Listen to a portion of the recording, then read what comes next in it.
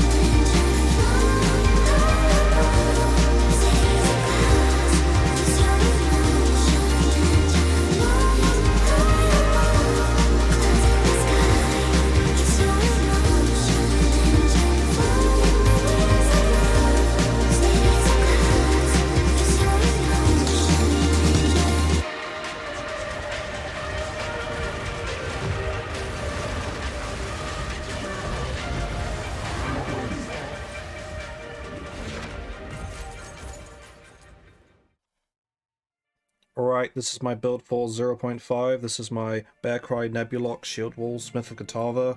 For those of you who thought that Shield Wall is nerfed and you should be playing something else, it wasn't nerfed. I have a bone to pick with the way the community talked about this and the lead up to 0.5 launch. Fortifying Cry was nerfed heavily, so it no longer shotguns, and as a result people started talking about Shield Wall being nerfed when Shield Wall doesn't need Fortifying Cry to do insane damage. This build is both extremely smooth to play, extremely tanky, while also doing insane damage, as shown in the clips earlier. You have all the damage you need to one-shot bosses, and this isn't like even the peak of where it can go, because as far as I'm aware, if I can get my hands on a Garakan's Resolve, if I get like a small loan of $1 million,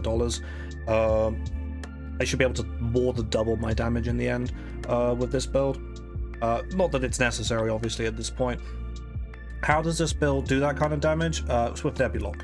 Nebuloch is what I consider to be the strongest weapon in the game in terms of the value it provides, just due to one mod, which is attacks consume an endurance charge to critically hit. As long as you have an endurance charge, this is giving you the effect of, if you play Path of Exile 1, and recently they've added a belt where you get these shrine effects, so you can get Diamond Shrine effect on a belt that just permanently gives you always critically strike, as long as you have no flasks active, but that's like a small downside to pay for like infinite crits.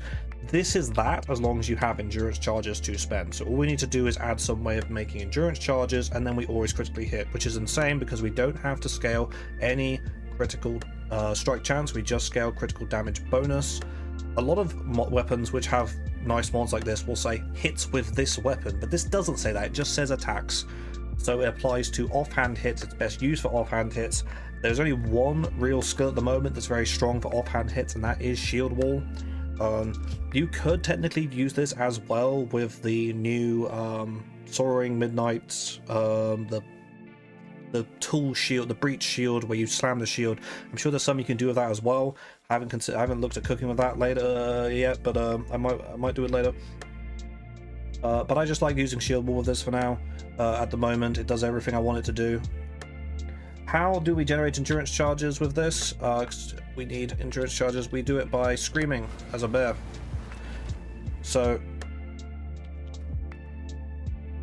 look at Ferocious Roar for a sec. We're using Ferocious Roar because it generates a shit ton of rage and lets us spend that rage quickly, and by spending rage in bear form, we get endurance charges. We get one for every 15 rage we spend. So I'm using a support that should spend 20 rage, so I just and then, you know, I'm just infinitely generating endurance charge from doing that. We have a lot of Warcry speed with our weapon swap. We take a shit ton of Warcry speed and some stuff to generate additional endurance charges, stuff with max endurance charges. The weapon swap points are very like smooth and seamless. It makes a lot of sense where you're just taking speed with your second set where with this talisman equipped. You see we're also getting a buff here. That's 30% increased skill speed from doing this as well. So it pays to scream a few times in a row because we're getting Druidic Prowess, which is giving us 10% increased skill speed when we spend 20 total rage, which is another reason why we want to use this support and not the upgraded version, because that spends less rage. We want to spend rage faster, and we make so much rage, we're just basically always at max rage, aside from this tiny little bit where we're spending it, but that's like a millisecond basically.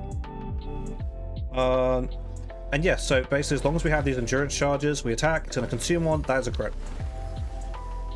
It's a crit, the explosion's a crit. It snapshots the fact it's a crit. It's you know, you don't need endurance charges when they explode, as you see, like it's not spending one when it explodes, it's just spending one when we attack.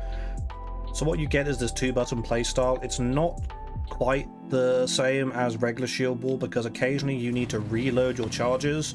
If you're just going bing boom bing boom bing boom, you know, infinitely, you're eventually going to run out of charges, and now we're no longer critting.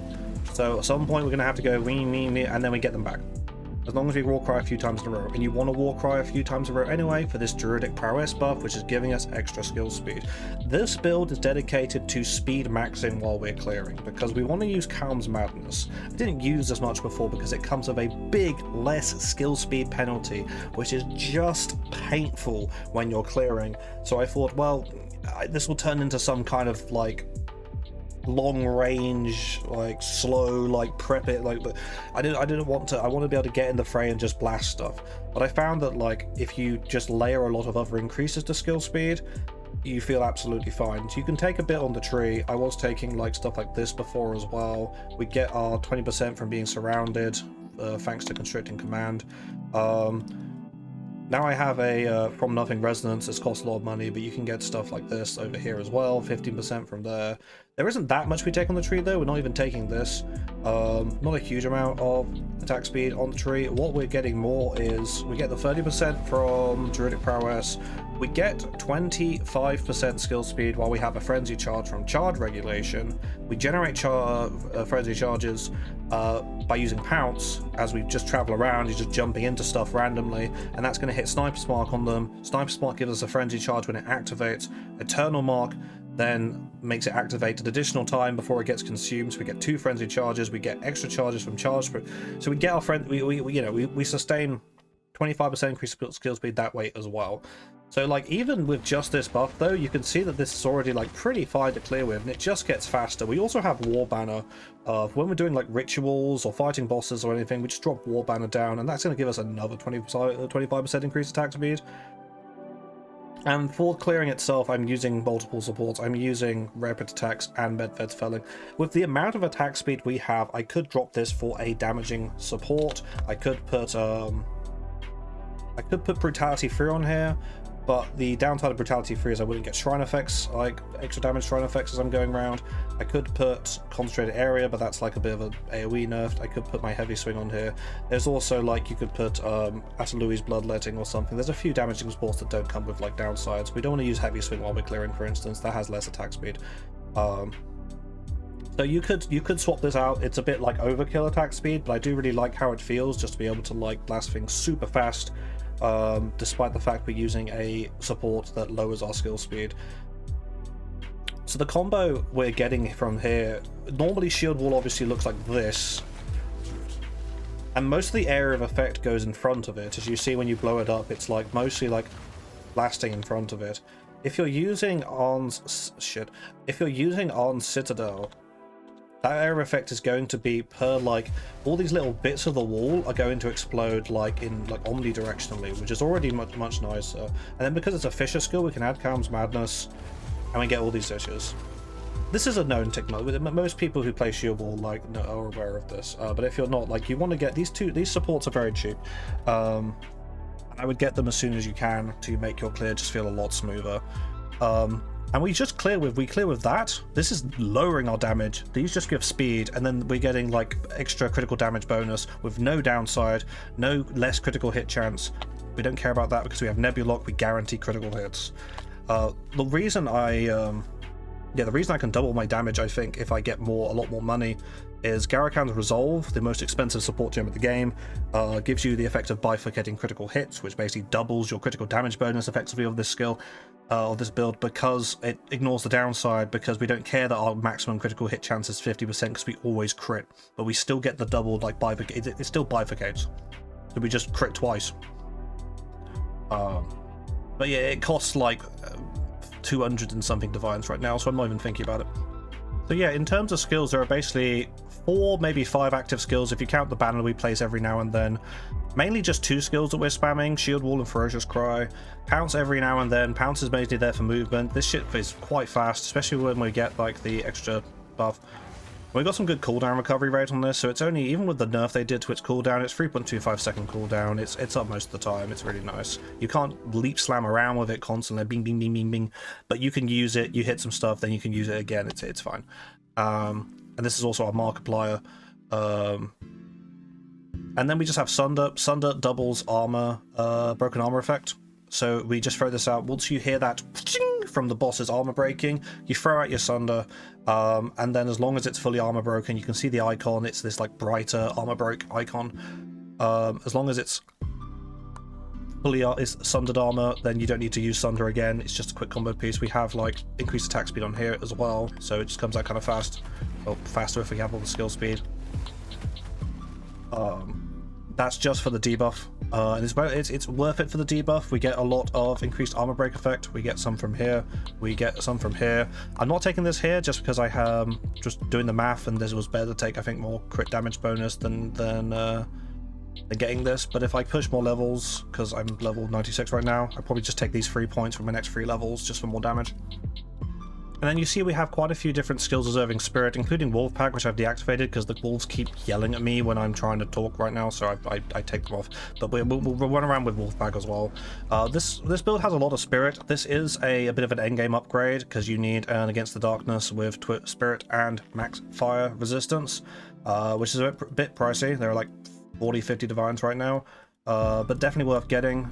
Combined with Smith of Kitava's 30% increased spirit, we can fit a lot of extra spirit stuff, which includes stuff like Wolfpack, and I put Scavenge Plating on as well.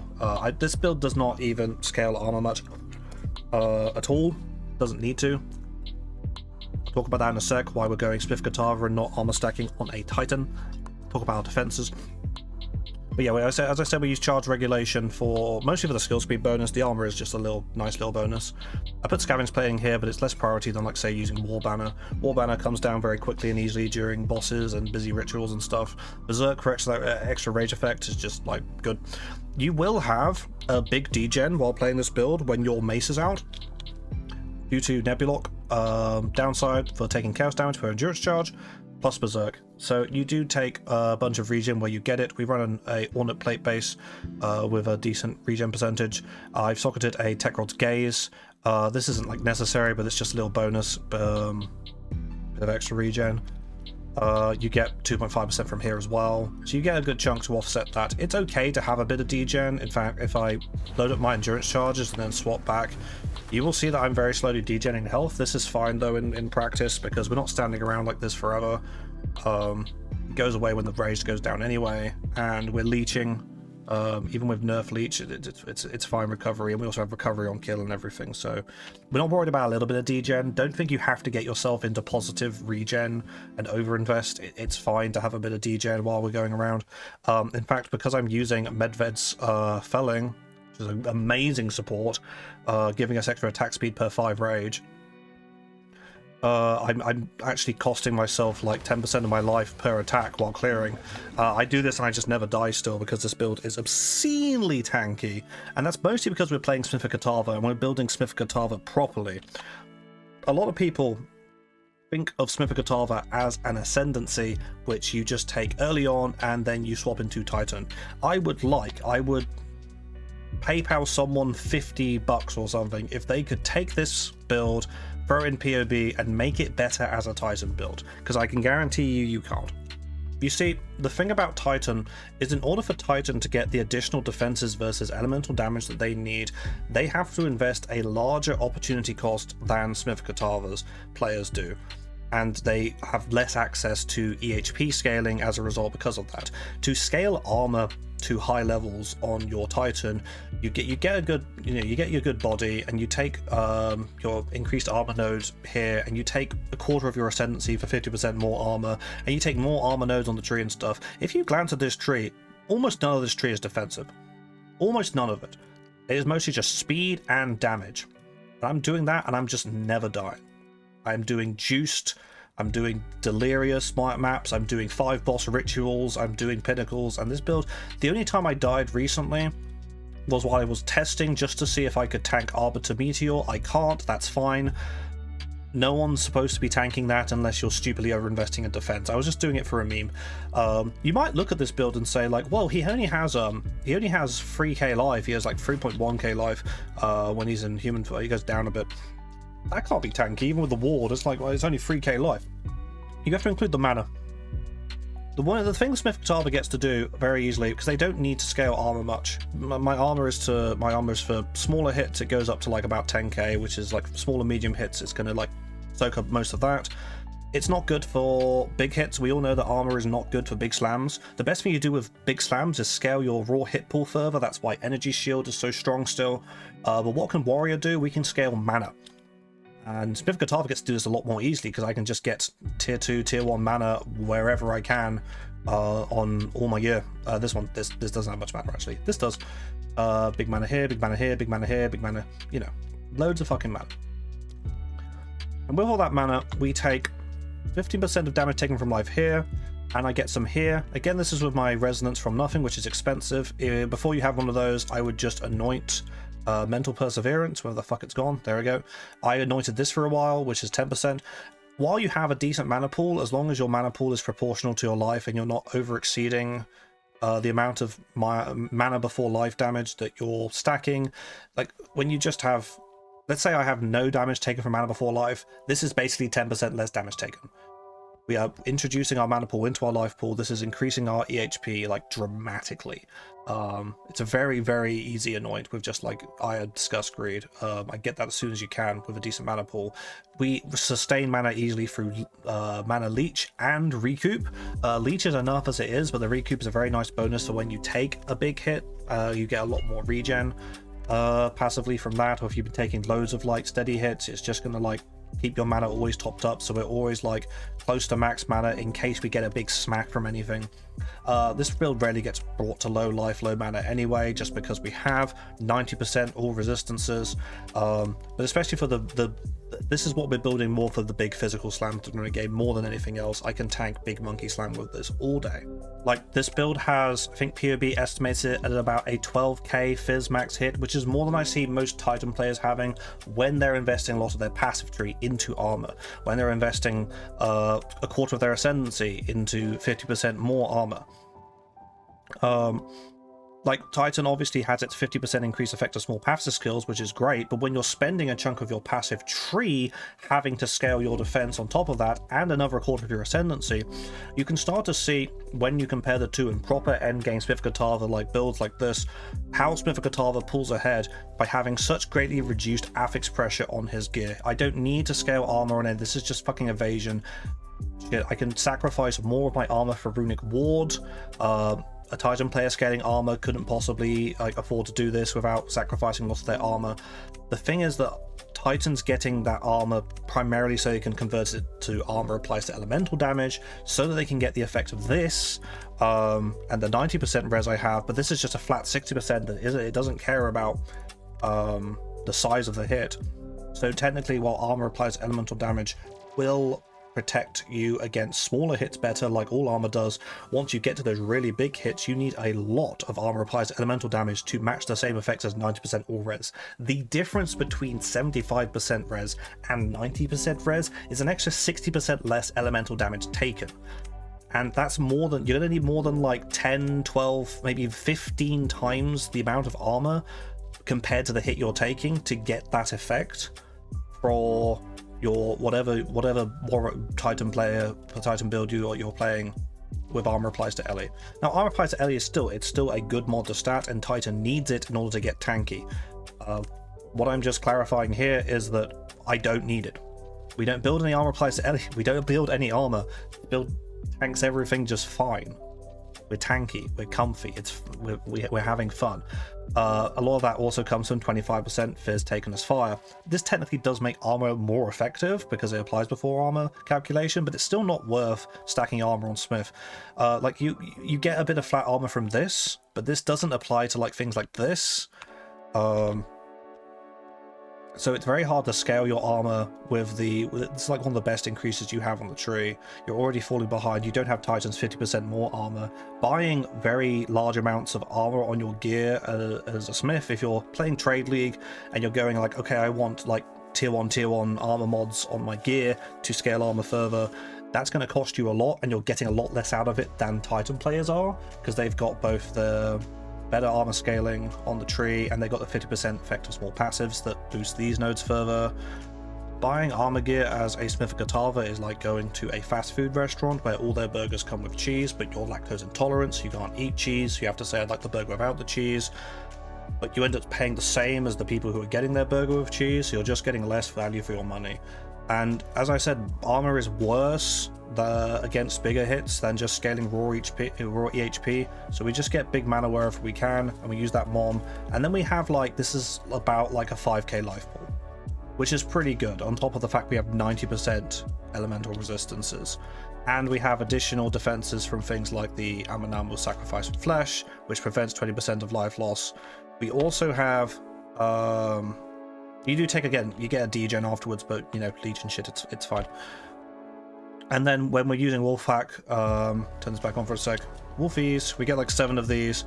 When they die, they give us abyssal modifiers. I don't know what these do. What we really care about is loyalty support, or its lineage version, Romira's Requital, which gives you 10% damage from hits taken from supported companion's life before your own. And this is just an extra 10% damage reduction as long as we have like a wolf alive that can tank the hit for us, which is great, because we're also making them take less damage. So we all have all these layers we can get as extra, and we fit that wolf pack more easily because we can get that 30% increased spirit when using something like this. Again, this is expensive, so this is a later game upgrade, but it's one of those upgrades you definitely want to go for. It's not that hard to make currency this league. There's so many different ways you can farm. Expedition is nuts. Temple's nuts. So don't think these are like, just because I say it's a 40-50 div item, that might take a bit of time to farm, but it's not out of your reach at all, and it's well worth getting. Another thing people were confused about on Smith that I saw a lot was the idea that Smith got nerfed way back when they removed some big sources of max fire res. Some people were going as far to say that you just can't get 90% fire res on Smith, which is like, huh?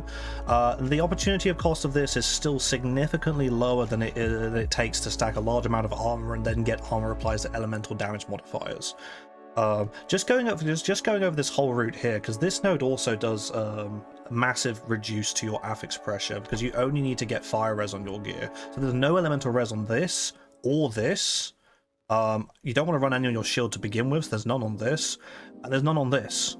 Like, my entire elemental resistance, aside from little bits on the passive tree, like here, there's some res here, it comes from, there's this ring, which is like a reasonable ring. Life Man, we've got a leech mod, we've got some chaos res again, and then this blazing flux lets you turn a ring with 3 normal elemental resistance modifiers into triple fire res.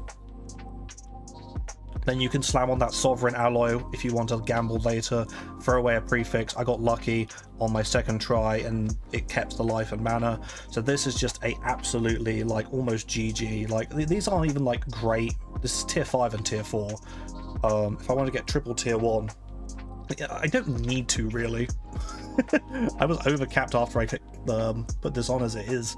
Yeah, with the quality, with that increased effect, it's an insane amount of res you can get for Smith of Kitava, because Smith of Kitava is making 50% of all that res. That's 170% res on one item. That's also giving me 85% fire, 85% cold.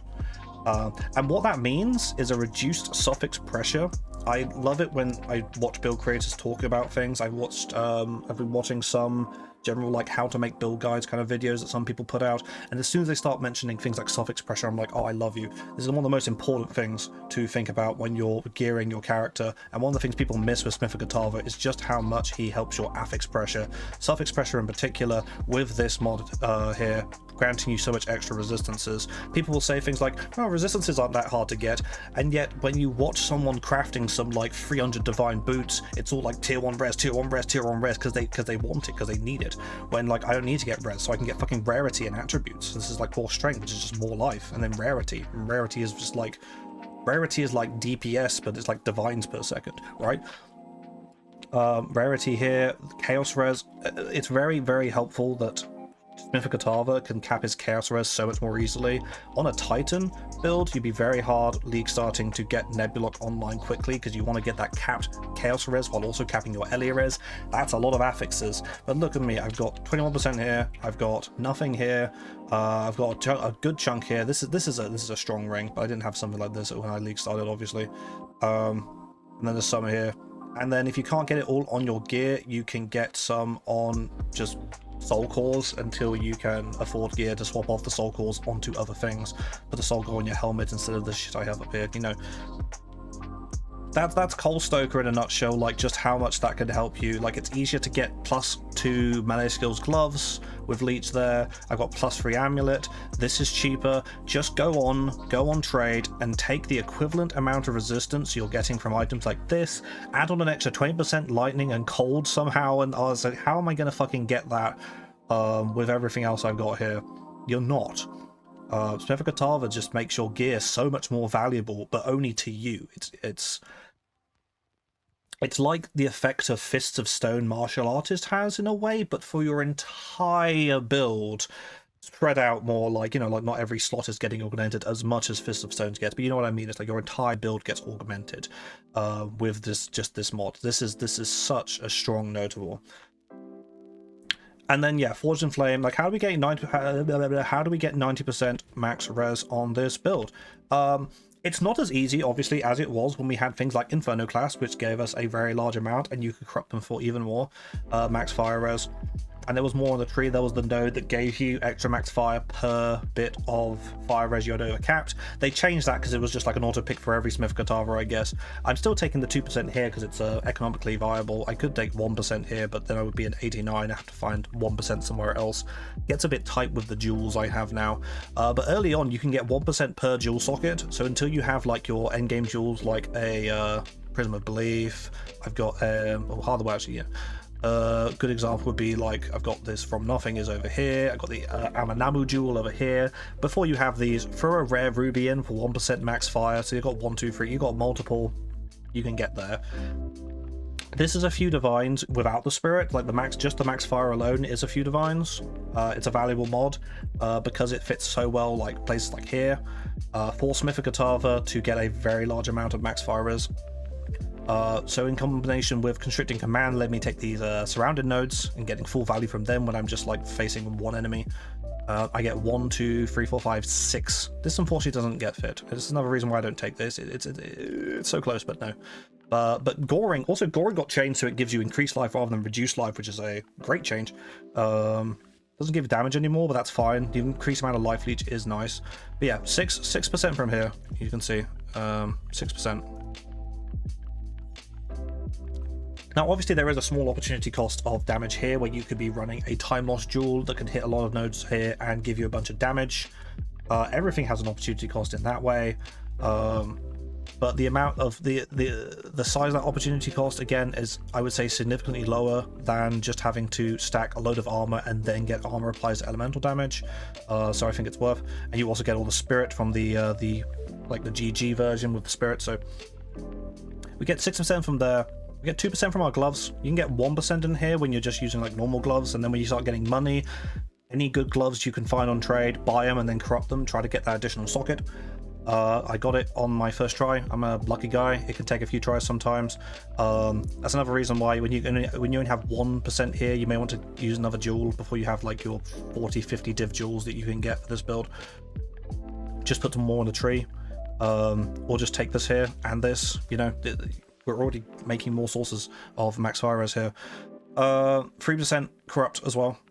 This is 6, 8, 11, 12, 13.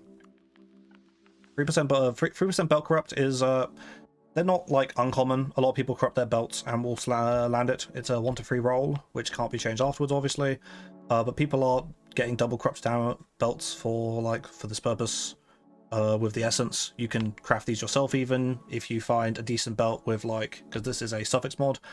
Find any decent belt with good life and mana, slam the essence on, and then corrupt it and try to get it. You can craft this in SSF even. This is not an SSF friendly ascendancy really, because you really need one of these. Even with just the max 5 could take a lot of Sekima runs. I would play Shield Wall as a Titan in SSF for this reason, just because it's easier to craft the gear to get you to that comfortable level. In Trade League though, it's much easier and much lower opportunity cost just to get something like this, even though it costs a few divines compared to the amount of armor gear you'd have to get, what you'd be spending on that gear. Again, it's a better call. It maths out.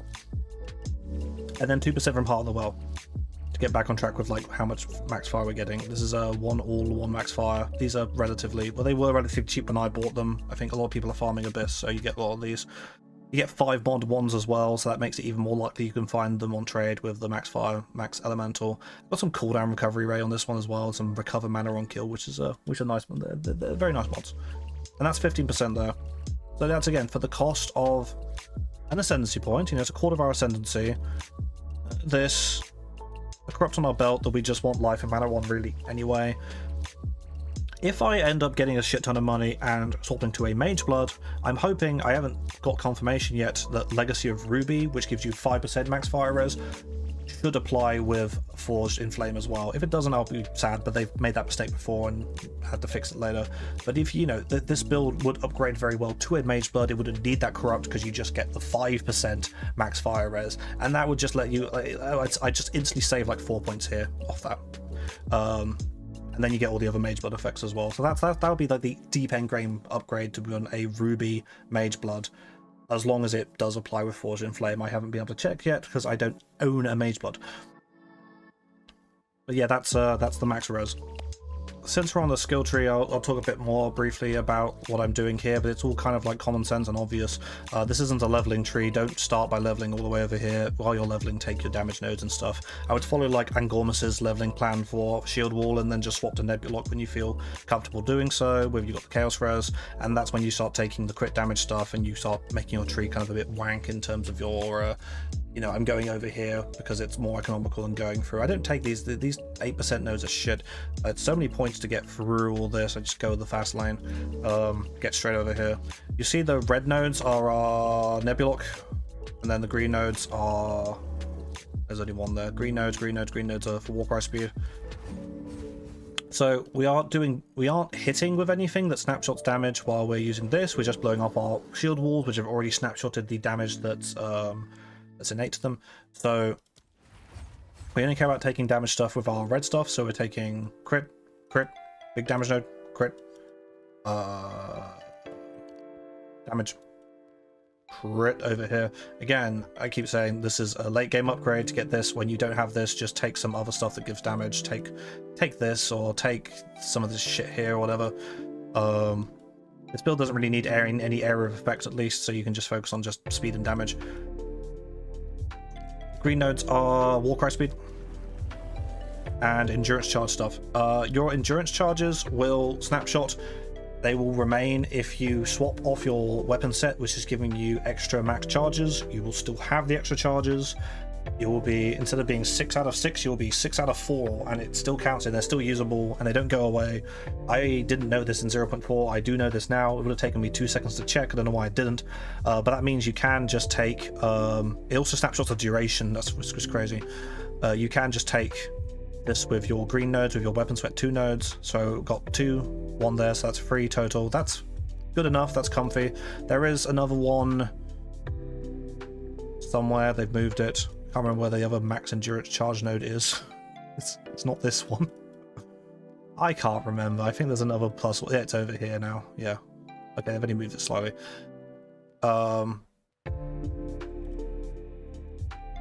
You can take this as well, but that's like 1, 2, 3, 4, 5 points, and that would mean not taking as much Warcry speed. I think 6 is fine. You can get a GG Belt Corrupt, which is like 3% backfire res plus 1 endurance charge combined, 2 enchants. Those will exist sometimes. It might be worth live searching for one if you want 7 charges max. I'm fine with 6. 6 is fine. You definitely want more than 3. 6 is fine. And then you also have like additional chance to gain charges. I get 25% from here, I get 50% from a soul core, and I get 10% from here, and I get 15% on my boots. This one's controversial. You may want to just take movement speed. Just put movement speed in the boots, extra movement speed if you want to run faster, it's fine. I did this just because I wanted the quality of life of always getting 2 charges. It just feels good to me. We also get some armor when we've consumed endurance charges recently, which is nice. From these nodes, so that's not wasted, and extra duration. Otherwise we're just taking Warcry speed. This is Warcry speed, this is Warcry speed, that's, ignore that, but that's Warcry speed. This is Warcry speed. Debilitate is a amazing effect. We are massively reducing the speed at which things can swarm us with this build, with the combination of this, because we're constantly Warcrying. Every time we explode our wall, which is more than once a second generally, we are debilitating everything, so it does less damage. That's another 10% reduced damage dealt, and we get 20% less movement speed, which stacks with our maim on full armor break. So that's 30% slower movement speed. I like how this has different wording. Reduced movement speed, slower movement speed, you know, it probably stacks. It just makes everything like move towards us more slowly, which is nice. And yeah, Warcry speed. And Warcry speed here. I don't even know if this damage actually applies based on how snapshotting works, but doesn't matter because I really just want it for the speed. And Warcry speed, and also a bit of recovery as we Warcry, which is nice because you'll see if I do this, and I can regenerate mana quite quickly as well doing that. There are a few different ways to fill around with this. This isn't like necessarily perfect, depending on what you want to do. As I said, you could take less of this, and you could take even more. You can get skill speed while shapeshifted up here if you want even more, just Warcry speed, and don't care about this, but I would care about that. I think this is very good. I would take this. We also take armor break stuff here. I see people sleep on this wheel a lot. This is an extremely strong wheel. This is just damage, obviously. We're increasing our effect of fully broken armor, but it does get doubled when we sunder armor with sunder. Just to specify that, in the tooltip here, it will describe, oh shit, sundered armor. This effect stacks, so sundered armor is a debuff that can apply to take the hits, additional 20%, stacks the target's fully broken armor, unless otherwise specified, it never is. Any modifiers to fully broken armor also apply to sundered armor. So fully broken armor is 20% by default. This is an extra 20%, so it's basically 100% more armor break effect when we're sundering. That's doubling the effectiveness of all these increased effects of fully broken armor stuff, making it very worth investing in. You have to, if you're using Path of Building, you have to fix this manually in an annoying way, so it's quite hard to see the updates to your DPS as you're taking increased armor break effect.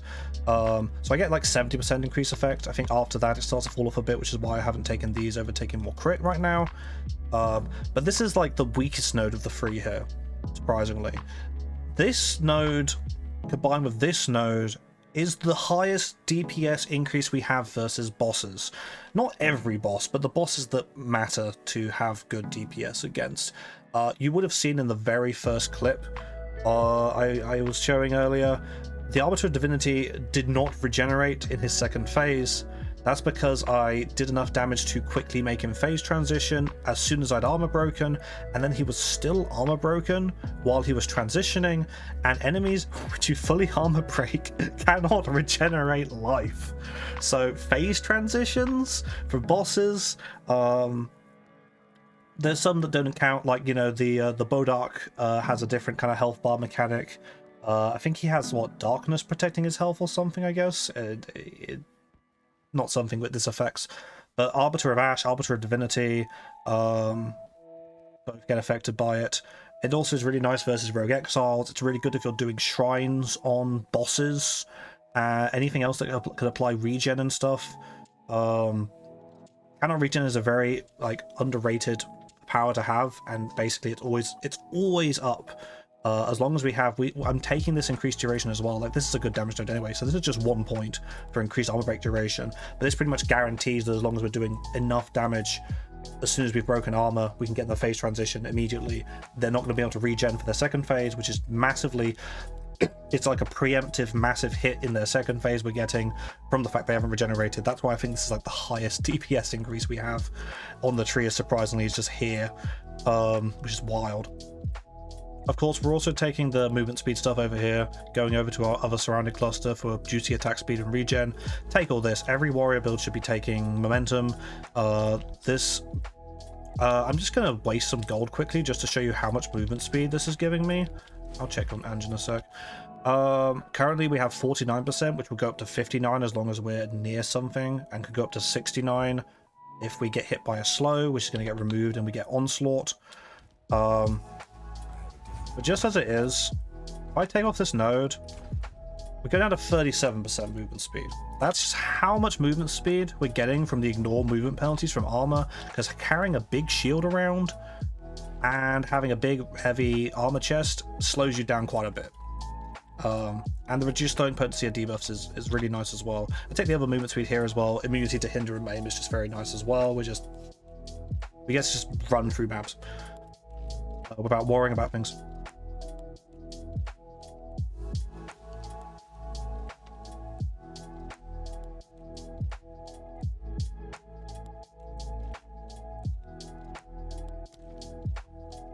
As you can probably tell, a lot of this stuff is just stacking the same attributes, whether it's like crit damage or Warcry speed or whatever. So from like level 55, when you swap to Nebuloch, if you swap as soon as you can use Nebuloch at level 55, all you really need to make this build work is this.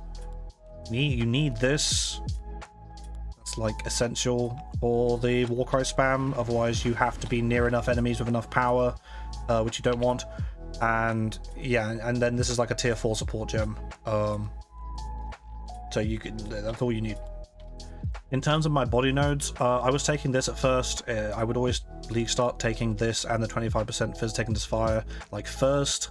I then take Cold Stoker for my second ascendancy, to then apply this to my Ellie res. Then by Act 3, you're pretty easily res capped. I drop this off later though when I get more on gear through means of like this bullshit.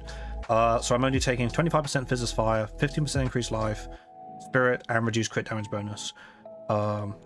We're not taking any of the armor applies elemental damage, armor applies chaos damage. We're just not, again, we're not scaling that much armor, and elemental and chaos damage are very much balanced around the resistances you have. Armors are going to apply before those resistances, so you need so much armor for those nodes to be valuable. I wouldn't take them. You can get regen on here as well. Do forget to mention, but like if you're struggling with Nebulochs and Berserk's degens, you can get your regen on here. I don't take this as well though, because I have enough regen without it. But there's still a good chunk there. It's a good chunk. A couple of other quick notes about your gear. Obviously, your shield needs to have just as much armor on it as possible. This is a pretty good shield with the 1666, double tier 1 and then tier 2. You can try to over quality something like this as well if you want to get risky, but you might corrupt it. Suffix modifiers, you don't want res on your shield because you will lose it when you go into bear form. You do not want to be relying on that resistance. The fact we lose our block when we go into bear form doesn't really matter. This build doesn't really scale block at all. I get like 30% increased block when I am surrounded. So when there's the thing that's nice about this in a way is the only times you're really taking loads of damage is when you're in the middle of doing a shield wall attack. Because as soon as you go into bear form, things explode, stuff dies. You shouldn't be taking much damage when you go into bear form, then you can swap. Maybe you take a bit if you're going into pounce mode as well. But most of the time, a lot of the damage you take as a melee build is when you're standing still and attacking. So we have our shield out for that, with a 30% increase to block chance on top of this. That's going up to like 34% block chance, I think we have out of the max 50, which is a nice extra layer. We're not going to scale that any further. We don't need to. But yeah, you definitely don't want to put res on this shield. Additional physical damage reduction is nice to have, as is max chaos res. I didn't mean to get this, I wasn't really looking for this, but found one with a little bit of max chaos res. You can get like plus 3% max chaos res from here, and that's going to reduce your Nebuloch degen. You can also get max chaos res on your Against the Darkness alongside max fire res. You can get a very large amount of extra max chaos res if you plan to do a lot of stuff which has a lot of incoming chaos damage, like ritual. Maybe worth sticking with like a lot of extra max chaos res on top of the extra max LA res we have, until you can get like the spirit one, obviously, which is going to be better. But yeah, that's a nice mod. Suffix mods otherwise aren't too important. Get strength, it's nice.